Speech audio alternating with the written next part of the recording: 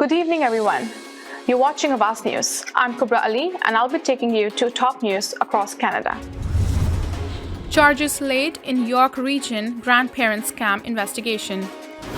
Coronation celebrations in Toronto will include carnival rides, free admission to some attractions.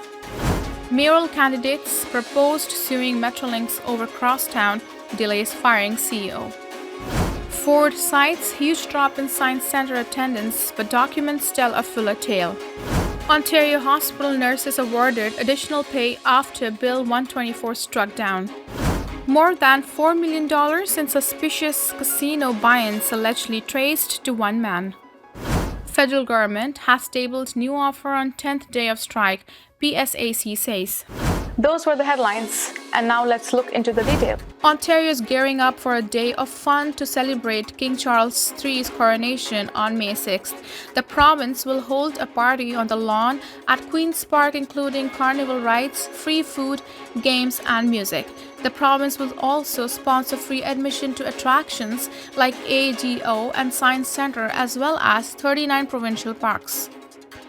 To commemorate the coronation, Premier Doug Ford, as well as Lieutenant Governor of Ontario Elizabeth Dowdeswell, Speaker Ted Arnett, and several Indigenous leaders will lead a flag-raising ceremony, 21-gun salute, and drum circle at 11:15 a.m. on May 6th.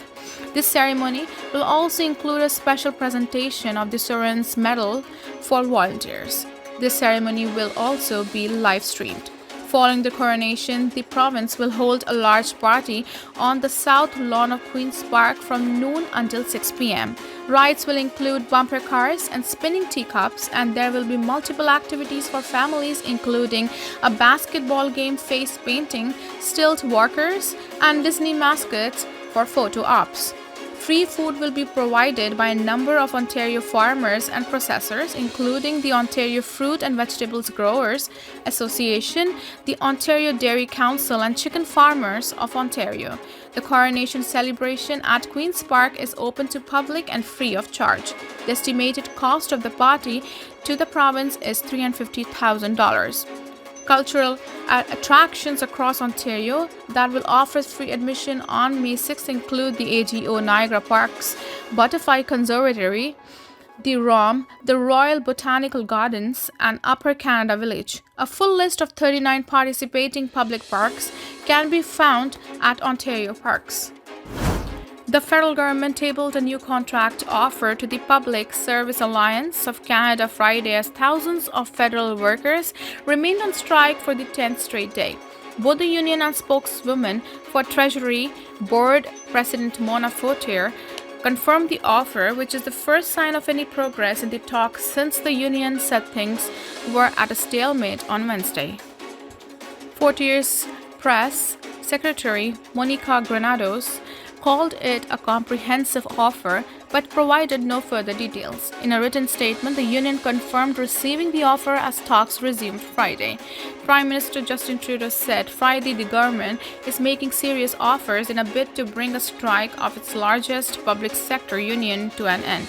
More than 100,000 members of the Public Service Alliance of Canada walked off the job April 19 after the union and government failed to reach new contract details. The contract affects 155,000 federal workers in total, but the government deemed about 46,000 of them as essential workers who are not taking part in the job action. The PSAC contracts expired in 2021.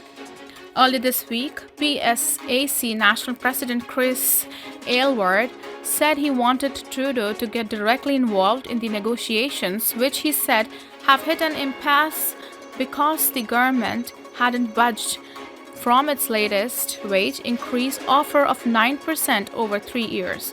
Trudeau, who was in New York City this week for a trade trip, said he is involved. He said he's confident the strike can be concluded with a negotiated deal. The government could end the strike with back-to-work legislation, but Liberal ministers have refused to even entertain a question about using such a tool. The government's last published wage offer was to be backdated to 2021 with a 1.5% increase that year, followed by 4.5% raise in 2022 and another of 3% in 2023. One mayoral candidate is vowing to sue Metrolinx for $1 billion over delays to the Eglinton Crosstown, while another says he would push for the termination of the Provincial Transit Agency's CEO instead. On Friday morning, candidate Anthony Furey announced his plans to sue Metrolinx for $1 billion if elected. The proposed lawsuit would be for what Furey called Metrolinx contractual breaches and persistent failures with regards to the Eglinton Crosstown LRT.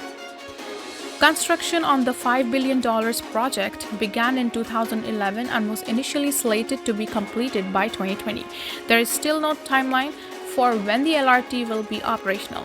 Furey said any proceeds from the legal action would be distributed to businesses and BIAs on Eglinton Avenue.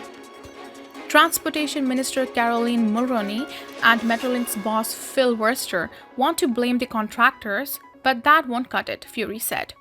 In a press conference on Thursday, Wurster said one of the main causes for the crosstown LRT delay is track laid outside of Metrolinx's requirements, a mistake that is now being fixed by CTS. He said there are also more than 200 other quality control issues that Crosslinx needs to fix. Mayoral candidate Brad Bradford has also called for strict penalties against Metrolinx. On Friday, Bradford held a press conference where he committed to calling on the provincial government to fire Wurster and replace him with someone in charge who can actually get the job done. Crosslinx filed a lawsuit against Metrolinx and Infrastructure Ontario in October 2020, saying that they should not be held accountable for delays and cost overruns on project because of the COVID-19 pandemic. A judge eventually sided with the consortium, and the two sides renegotiated an agreement in December that called for the line to be substantially completed by September 2022. Ontario hospital nurses should get retroactive pay for 3 years during which they were subject to a wage restraint law that has since been ruled unconstitutional, arbitrators have ruled. The 2019 law known as Bill 124 capped wage increases for the nurses and other public sector workers at 1% a year for 3 years. It was ruled unconstitutional in November, and though the government is appealing that, the Ontario Nurses Association sought retroactive pay through an arbitrator since the contracts were subject to be reopened if Bill 124 was repealed or declared invalid. Arbitrators have now awarded the nurses an additional 0.75% wage increase for the year starting April 1st, 2020, an additional 1% for the following year, and an additional 2% for the final year. The first 2 years are dealt with in one arbitration decision, and the third year in another, and in the latter decision, the arbitrator writes that the indisputable staffing crisis in nursing were factors. Hospitals had been urging 0.75% for each year, but the arbitrators said that would not be sufficient. The Nurses Association says, however, that those amounts still don't reflect the value of registered nurses and won't be enough to address staff shortages in the profession. One of the arbitration awards also condenses the wage grid between 8 years and 25. Anthony Dale, the president and CEO of the Ontario Hospital Association, said hospitals recognize the enormous value of nurses and other frontline health workers. Arbitration is set to be held over 2 days next week for the hospital nurses' next contract. ONA members working in the charitable home sector have also been awarded an additional 0.75% in each of the 3 years, the union said. Earlier this year, paramedics at Orange were awarded an additional 1% each year for 3 years following the Bill 124 ruling. Ontario Premier Doug Ford has cited a huge drop in attendance and run-down infrastructure at the Ontario Science Centre as part of his justification for moving the attraction from East Toronto to a redeveloped Ontario Place, but certain documents present a fuller picture.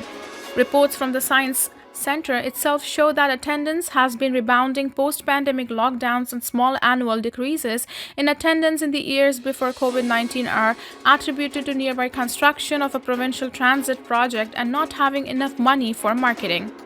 The size of the Science Center's operating grant from the Ministry of Tourism, Culture and Sport appears to have been frozen for the past 10 years based on government expenditure estimates. Minister Neil Lumsden's office did not provide an explanation for not increasing the funding but noted the attraction benefits from the other provincial supports such as a capital repair and rehabilitation program. Infrastructure Minister Kinga Surma has said a business case showed it will be more cost-effective to move the Science Centre to Ontario Place rather than keeping it in the current location, but has so far refused to make that business case public. Ford has been citing a desire to modernize the facility and attract more people as reasons for the move, suggesting the centre is aging and fading from popularity. Thank you for tuning in. I'm Kubra Ali. I'll be back tomorrow, same time, same channel. Have a good night.